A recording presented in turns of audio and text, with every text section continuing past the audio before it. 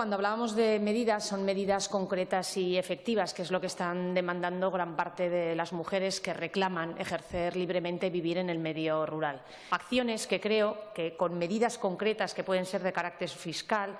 de apoyo a las mujeres para la natalidad,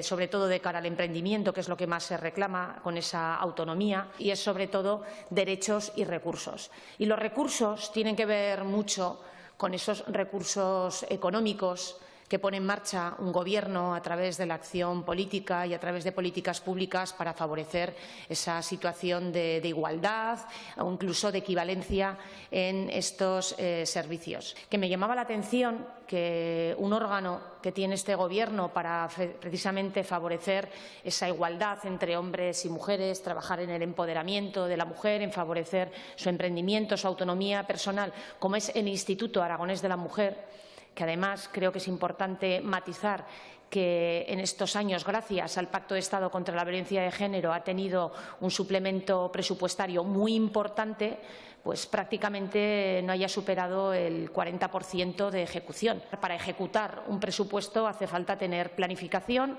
hace falta trabajar para llevar a cabo ejecución y hasta ahora, como digo, hemos visto pocas medidas efectivas. Pero aquí también, sobre todo, nos preocupa las víctimas de violencia de género en el mundo rural, donde hay una serie de medidas en las que hay que insistir. Y aquí me gustaría saber qué están llevando a cabo